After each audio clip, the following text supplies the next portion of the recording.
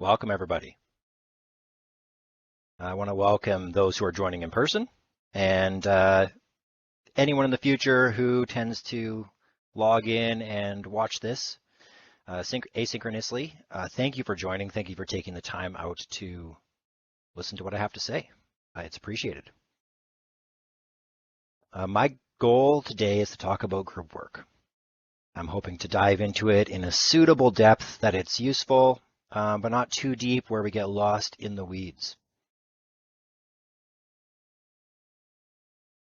Before we get too much further, I want to acknowledge that I'm joining from the unceded and traditional territory of the Wet'suwet'en. And that's where I work, that's where I live, that's where I play, that's where the Smithers campus of the Coast Mountain College where I work is located.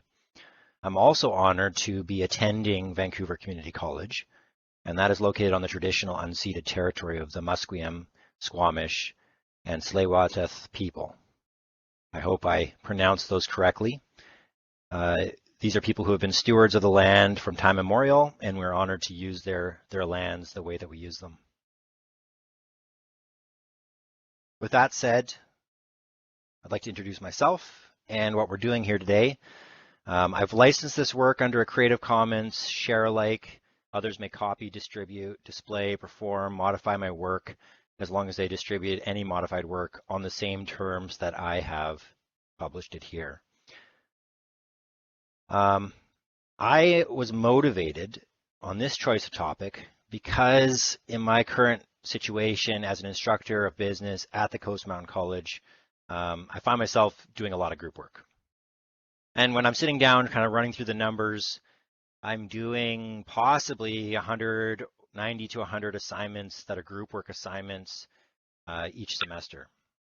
So in the last year, in the last 2 years, I've had everything come across my plate. I've had students who've struggled with it. I've struggled with it myself in how to allocate the work. I've done things completely wrong. Also, surprisingly, as I'm looking at the research and the principles of group work this week, I'm finding out that I did a few things that were right. So I'm bringing a little bit of context here in addition to my work where I've had to assign group work topics. I've also spent many years in school, which many of you listening probably have as well, and I've had that group work assigned, so I've experienced it from the student side as well.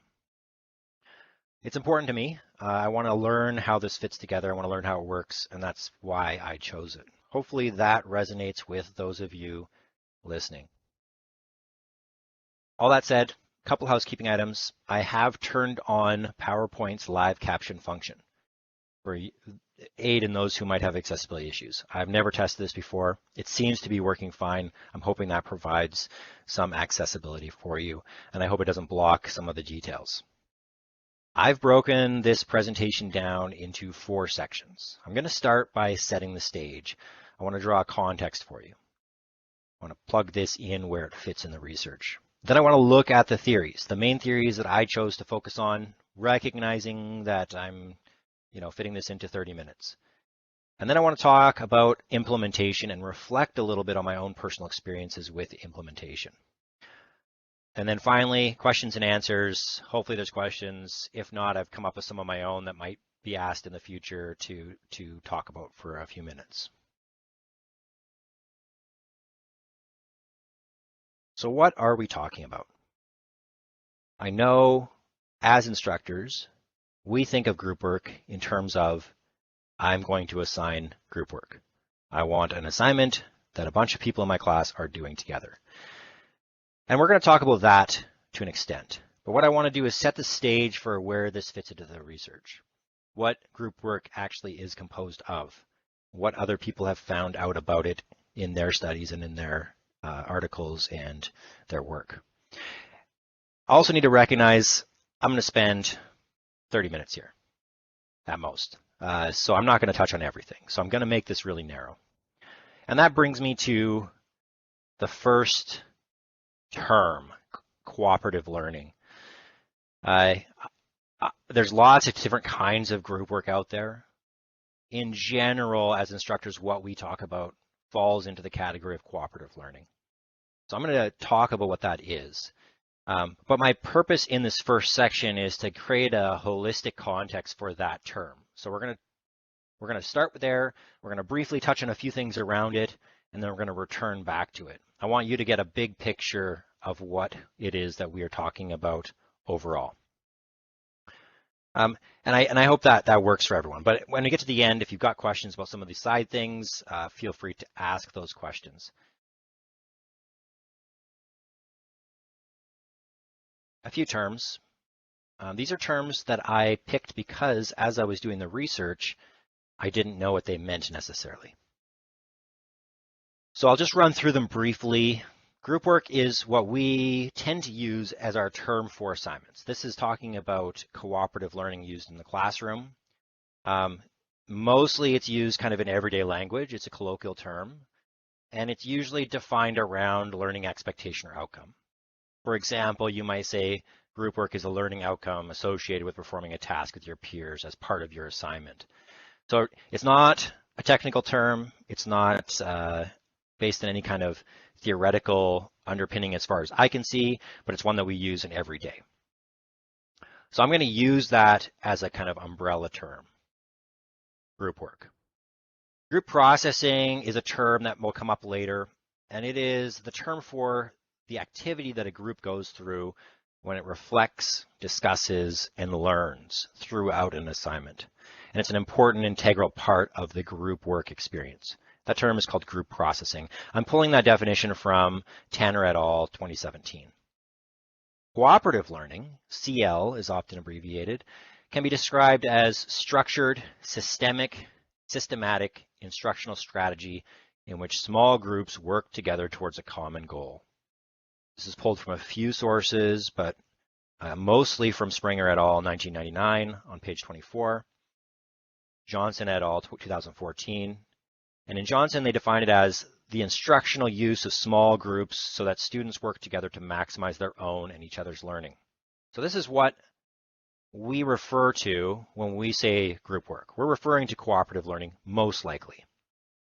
Another term you might see is collaborative learning. And oftentimes we use cooperative learning and collaborative learning kind of interchangeably.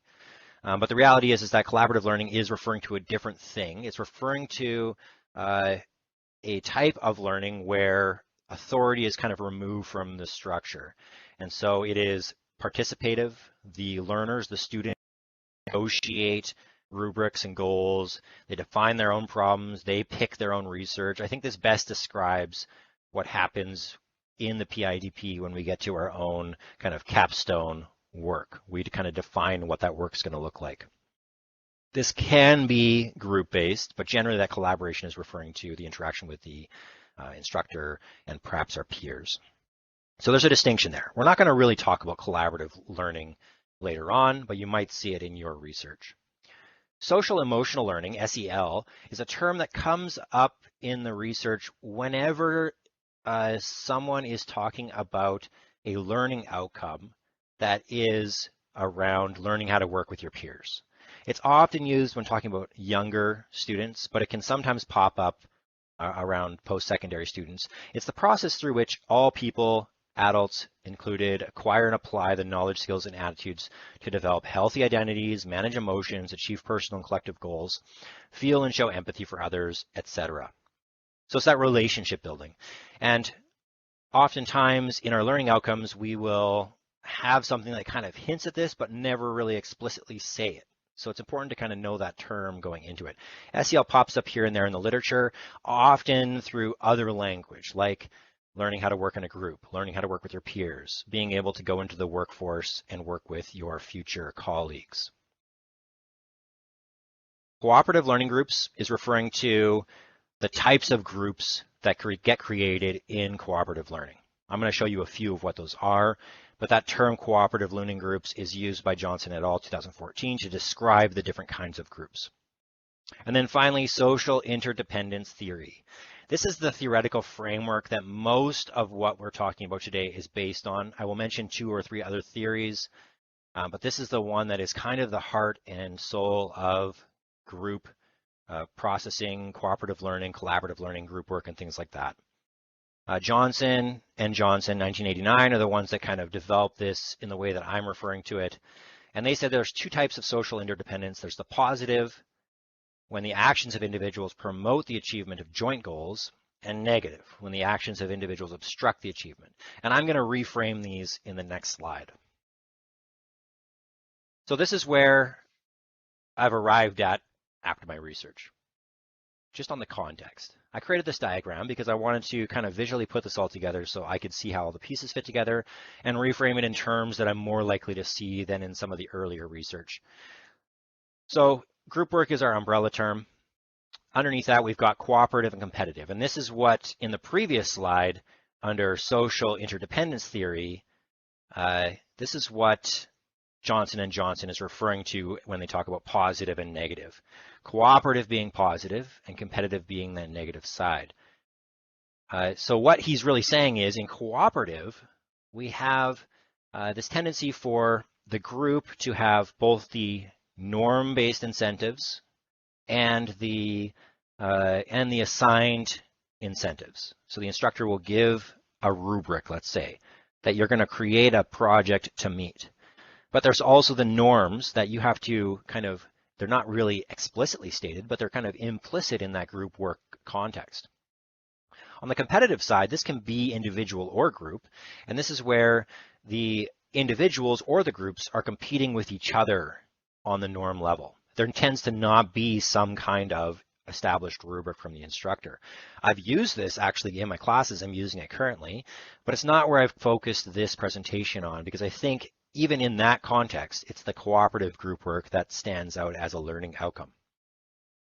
Tanner et al. 2003 breaks down these categories of cooperative work in detail. Essential categorization used here is whether work is norm-based or measured against criteria. In individualistic learning, which I didn't picture here because it's just going to be mentioned right now and that's it, it's when individuals are working alone towards the rubric. So there is no peer norms. They're not comparing themselves against others. We've established a third kind of party objective evaluation. In competition, students work independently or maybe in a group, but since they are competing against each other, they have common goals and tasks and norms, but there's no established rubric. Put this all in context, Johnson et al. In 2014 creates a theoretical framework, and then Tanner et al. 2003 does a great job taking that theoretical framework and making it practical and implementable. So that's what's happening here. At the top of this diagram, we've got Johnson et al. What are the theories? How does this work with the established behavior, cognitive, social theories? And then Tanner comes in 2003 and says, yeah, okay, but in cooperative groups, we've got informal, formal, and other types of groups, and I want to talk about how we do those in the classroom. That's where I'm more interested in, though the theoretical background helps kind of establish what's going on. So we're going to look at that cooperative learning model. In this model, students work in groups. They have learning goals that are established by the instructor, the curriculum. They have tasks in the group that may be similar or different to other groups. They are graded on both the group work, norm-based, that is the norms that their peers have and expect from them, and the individual work in some breakdown. There are different types of cooperative groups. The two main categories, you can see them here, are informal and formal groups. Let's look at these in more detail. Formal groups, I get the impression in the research that these are assumed to be understood to some extent. So I've had a hard time finding something that kind of broke this down. Now, Brame and Briel, 2015, talk about both of these categories, but they don't really define what the formal groups look like. In Feitner et al., 1984, he develops 4 different types of formal groups, but he does it in an interesting way. And I thought this was really interesting in that he did a focus group research, not a focus group, he did a survey of students through a questionnaire, and he developed these categories from student responses. So this is self-reported from students. And they identified 4 major groups of assignments that can be assigned during formal group activity. You've got group reports, group projects, group presentations, and group exams. So Feitner and Davis, 1984, they identify some of these categories. They do this through that self-reported survey. And what's interesting is that each of these is kind of treated a different way by the students and results in different kind of expectations. I'm going to talk about that in detail in the theoretical side, but these are the 4 kinds that I kind of see as well. There might be different kinds of assignments out there, but they tend to fall into these buckets. The research project is not a written report, it's not a presentation. It's pretty much everything else. This can be, making a website, making a Wikipedia article, or some other formal project, completing an event, whatever that looks like. Class presentations, this is referring to those, to the other peers in the class, some presentation of the work to peers, instructor, or another third party. I've done this in a variety of ways. It can be to, members of the public. It can be to business leaders. It can be to just me in a recorded format. It could be asynchronous or synchronous. Written reports, this is where you've got some type of specific research project that results in a formal written report. And then finally, group exams, one that I haven't personally used before, but is surprisingly prevalent in the research. And this is an exam that is done in some group format. The other side of the picture is the informal side. This is where Brame and Beal get into a lot more detail. They don't have a comprehensive list of types of group activities, but the 3 that I've listed here are the 3 that came up the most often in the research. In fact, Jigsaw, I almost have found as many articles just talking about Jigsaw as I found talking about everything in kind of context. If you've taken instructional strategies to the PIDP, you know there's a whole textbook of different types of instructional strategies that could potentially fit in here. These pop up consistently, so I want to bring them up here and just briefly go through them. In informal cooperative learning, small temporary ad hoc groups of 2 or more students work together for a brief period in class, typically up to 1 class period, to answer questions or respond to prompts posed by the instructor. So that's the difference between the informal and the formal, is the formal is usually a longer lasting, resulting in a formal result. And in the informal, we've got short-term groups that do something in class, maybe over a couple of classes, and they produce some informal, individually graded often result. Briefly looking at the 3 most popular instructional strategies that were listed under informal, we've got think, pair, share. And in this model, the instructor asks a discussion question. Students are instructed to think or write about an answer to the question before they turn to a peer, discuss it with their peer, and then synthesize, usually take the 2 and put them together, and then share it with a group of some kind, either as a class or in a larger group. I've used this. It's a great reflection tool, a great debrief tool, and there's lots of different versions of it, lots of different other kinds of tools that do the same kind of thing. Peer instruction, it talks about in the reference 2015 using a clicker. I've used this for things like Mentimeter and other software tools that I think are more modern. But in this modification of the think, pair, share, students anonymously or non-anonymously post their answer in some sort of democratic vote before turning to a neighbor to discuss and then going back and looking at their answer and changing it. You can see here an example that shows how knowledge will change after discussion. What often happens following this is some kind of class discussion. Finally, the more popular one is the Jigsaw. The Jigsaw, I think, is most popular because it changes the group types from homogeneous to heterogeneous, which is a big part of the research. Groups of students work in a team of 4 to become experts, while other expert teams work on different topics. The class then rearranges, forming a new group that has 1 member from each of the expert groups to discuss. What I've done in this is done the discussion and then moved to a presentation of some kind sometimes, or a standing discussion or some kind of class discussion. So to wrap up the context, we've got our formal, we've got our informal. In the formal, there's a long-term project that is produced, and it's the project itself that is kind of part of the evaluation. In the informal, it's the participation and the learning that happens in the class that's important. But both of these fall under that category of cooperative learning. So let's look at the research. Coming into the research, I had a few questions. Number 1, does group work? Is it useful? Is there actually research to support having group work in the class or as formal assignments? Another question I had is, if it works, how can we do it the best possible way? So going into the research, I'm looking for the theories that underpin everything that support that first question. Does it work? These are the 3 theories I'm going to focus on. There's more. even just, kind of wrapping this up and editing it, I was thinking, maybe I should have looked at some more on the cognitive side, around the cognitive learning styles and things like that. And maybe when we get to the reflection at the end, I'll have a chance to kind of talk on that. But in general, I'm looking at 3 different theories that underpin all of the research that has come since then on group work. The first one, social interdependence theory, already briefly mentioned. This is the main one. Deutsch studied the effects of different group structures, ones that promote cooperation versus competition versus individual achievement, and he created those categories we've already talked about.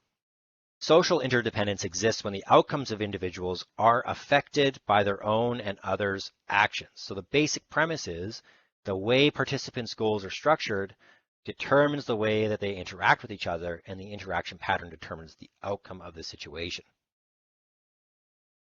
I'm mostly pulling from Johnson & Johnson 2009 and looking at social interdependence theory.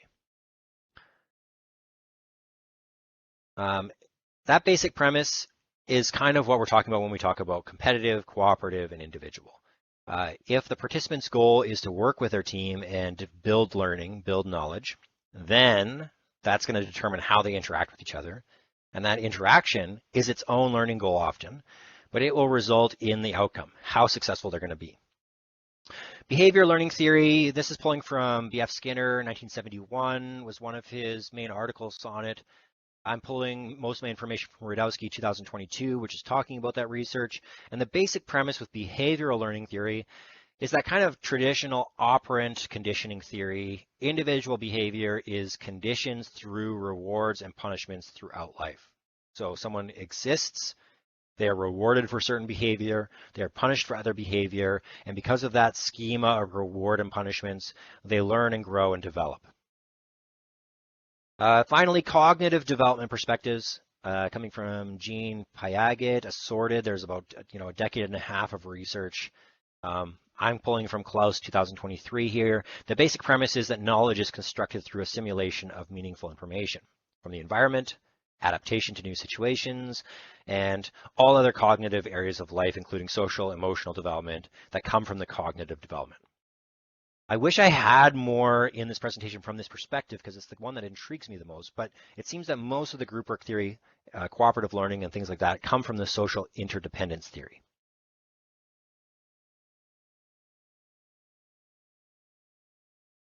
The 3 main articles that I'm getting kind of the practical side from are Johnson & Johnson, or Johnson et al., 1998. Actually, Johnson et al., there's 5 or 6 different articles. I think 3 or 4 of them I have in my references that I'm actually explicitly referencing. But he's the kind of the bulk of the foundational work around cooperative learning. Pardon me. So cited in almost everything. In this work, they do a brief overview of the history of the theoretical foundation of CL. They identify social interdependence theory and how it works with it. They kind of draw those connections. They draw a picture of cognitive development theory, behavioral learning theory, and how they interact with it. Social interdependence assumes that cooperative efforts arrive from a goal-focused group, which is something that they're using in their approach. They've also identified that behavior learning theory assumes that cooperative efforts arise from extrinsic rewards, and cognitive development theory focuses on what happens within the mind of a single group or a single person in the group setting as learning is happening. From this theoretical background, from these articles, I'm identifying the principles that they're talking about that can support an instructor in facilitating CL. Lamb et al., this is where the ideal problem-solving model is identified. We're going to talk about that and the role of cognitive diversity on group problem strategy. I think this is the most interesting article that I get to talk about. Finally, in Feichner et al., 1984, why some groups fail. We're going to talk about what exactly goes wrong. So starting with Johnson et al., I've got 3 different articles listed here, 2 different articles, sorry, listed here. These are foundational. And we're going to kind of look at the main principles pulled from it, which are the 5 essential elements of effective cooperative learning. First, positive interdependence. Students must see that their success is dependent on the contributions, inclusion, and success of the other students in the group. This is maybe the most important and the most challenging of the essential elements, the essential ingredients of making this work. Perhaps the most important. Creating positive interdependence requires faculty, instructors, us, to craft tasks that actually require the insights and efforts of more than one person. Sometimes we can fail because we'll assign a project. Let's say we assign a project to a group of 5, and there's 5 people in that group, and there's 5 elements of the project. So they just divide and conquer, and we don't get the benefits of group learning because they need to have some reason to work together.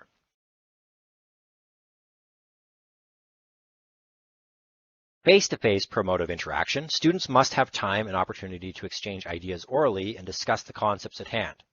Most often this occurs as structured time for discussion during class, often with the discussion scaffolded by a series of. This needs to happen.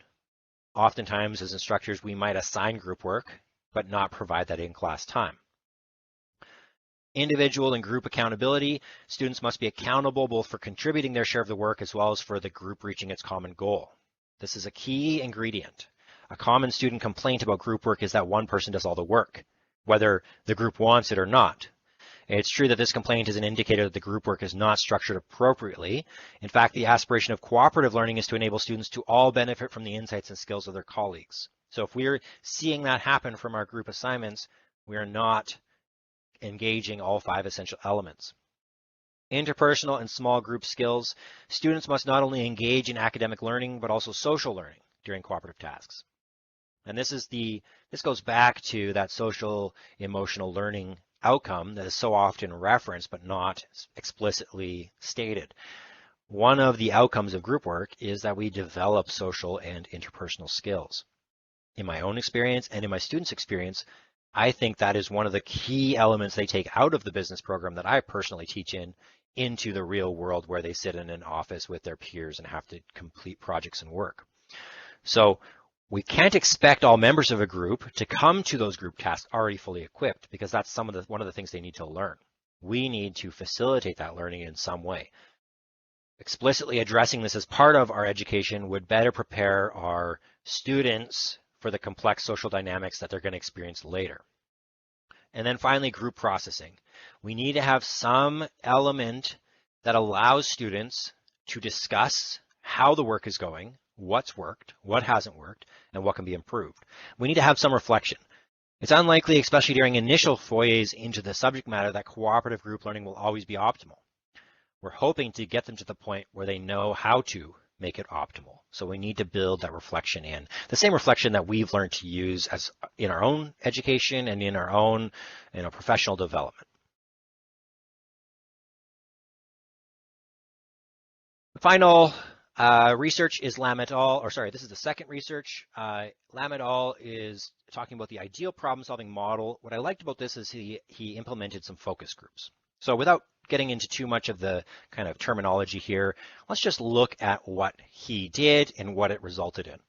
So the ideal problem-solving model is kind of that group processing piece. I see a connection there anyway. I don't see it explicitly mentioned in the research, but it's a 5-step model that they use to analyze the work done by 3 focus groups that they set up. Before I go any further, those focus groups were small. It was a one-time thing. It probably shouldn't be generalized and applied in a broad category, but I think it provides some insight to what's going on.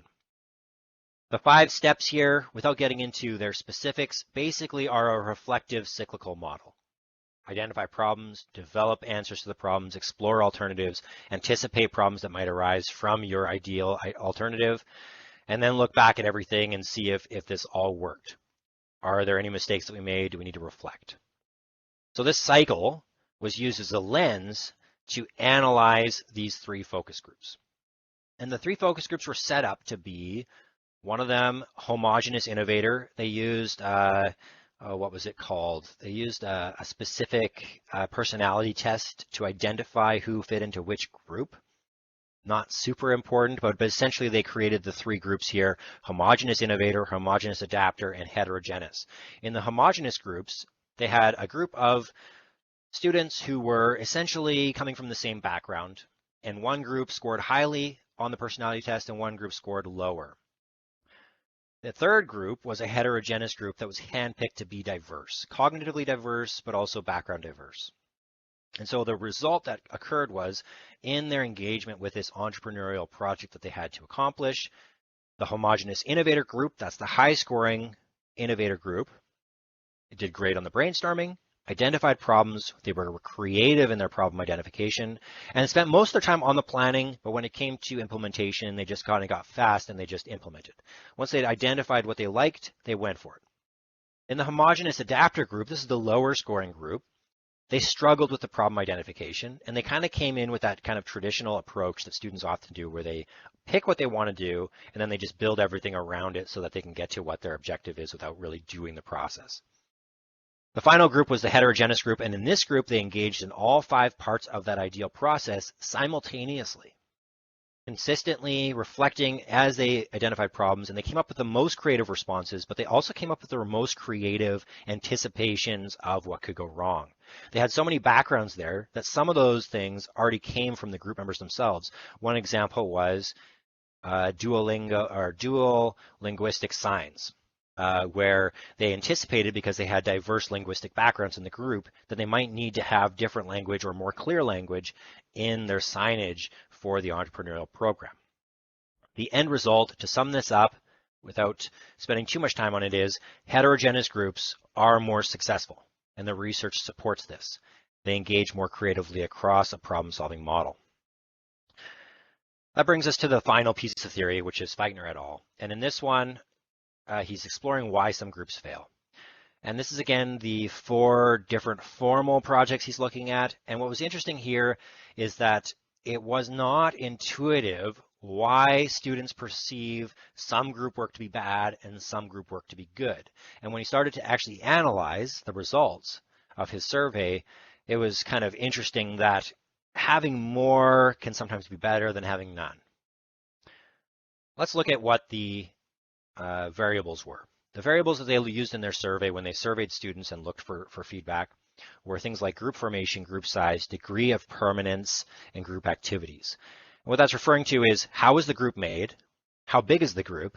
How long did the group last? And what kind of assignments were they assigned? The results that they found were that the best results come from instructor-led formation, where an instructor assigns group members to a group, groups of between 4 and 7 members, groups that are permanent for longer, and groups that have a variety of activities and group projects that are assigned in kind of a scaled way, where they do work together in the class, and then as they've practiced being a group, they get assigned a variety of projects. What was interesting was that if only one assignment was assigned, often groups found it to be a poor experience because they didn't have time to kind of scale up and learn how to work together.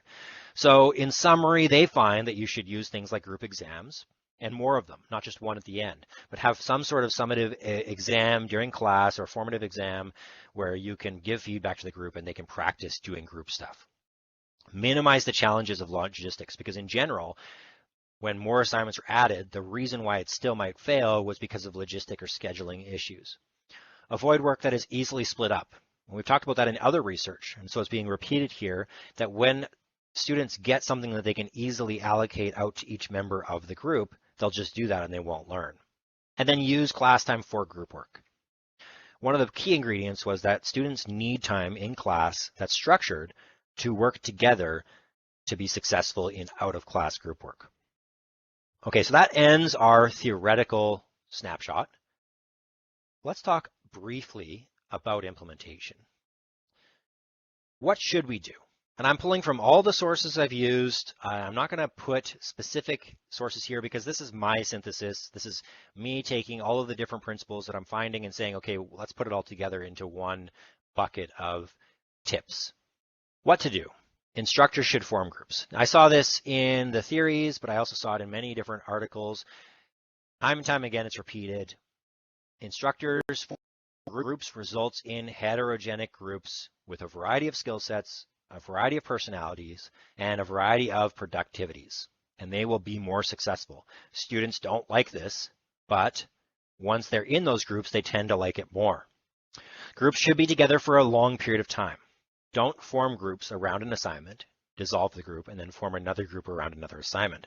Groups should be there for at least a semester, and they should have a chance to work together in class on informal activities and then also on more formal activities. Group work should be explained and put in context. The more context you give for the reason why they need to be in a group for this assignment, the more likely they will be to appreciate that. And then finally, group work time should be scheduled during class time. Give time in class to work on together as a group, and then they will be more successful out of class. What should you not do? Don't allow students to form their own groups. This is probably my number one lesson from this, because I tend to allow students to form their own groups because I get less drama from the students when I do that. But this semester, in 2 classes, I have formed groups in different ways, and it has resulted in better outcomes. Don't change groups often throughout the semester. Don't forget to provide opportunities in class for them to work together, and don't assign arbitrary work. These are really the mirrors of what you should do. This slide is here, unscripted, no notes, for me to just stop and reflect on what we just talked about. And one of the things that comes to mind is that when students are involved in the group forming process, when they are part of understanding and engaging with the outcomes you're looking for, they will assign meaning to the experience. My most successful group experience was during the summer in a class where I used a specific activity to form groups, and that activity formation process was graded. And then the groups, as they worked together, had a chance to stop and do reflections, which were graded.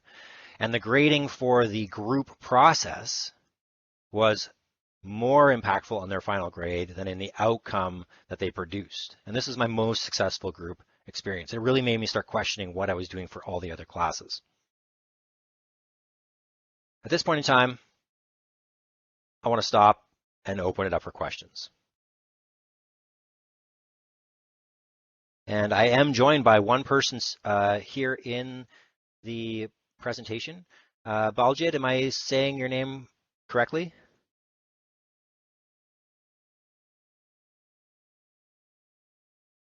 That's right. My name is Baljit. Do you have any questions on what you've heard? No, your presentation is very good and very informative, and I learned a lot from your presentation. And, That's great to hear. I love that. yeah, That's yeah, the whole point, right? yeah. For anyone watching asynchronously down the road, I've got a few questions I kind of brainstormed before we got into this. If you're looking for more information, I posted resources in the resources forum, all my sources, but some more sources that I didn't actually include in this presentation. The strategy that I've used that worked best was called a sticky note brainstorming, where I had the class go through a brainstorming activity using sticky notes that they wrote, and then grouped them in a kind of facilitated discussion into different category groups, and then had students engage with those category groups in a 1 hour long class discussion where they'd form groups around them, and then they move on to other groups. And then we made groups from who was interested in the topic areas. And it took a lot of time. It took an entire class, but it resulted in the best group project I've seen. So having something like that where you can create groups through a process, not just assigned and not just get your friends together, can work really well. Time challenges. For this, I have flipped the classroom, and this has given me more time in the classroom to do the learning activities, informal and formal. Then I assign the assignments and things for work outside the classroom. And then tools, I use my learning management software for my courses. It's Brightspace, and I use their group forming function a lot. But if you're reading this and you have suggestions for tools that you might use to kind of facilitate, highly ask that you share them. I have used things like Google Sites, Jamboard to have facilitating space or for brainstorming space. I've also just tried to go back to the pen and paper, sticky notes on the whiteboard type approach. And that's it for my presentation. My references are listed here over 2 slides. My first slide shows the first half of them. And then the second slide here shows the final half of them. These are all listed in the resources post that I made. And on that note, Have a good day. Thank you for joining.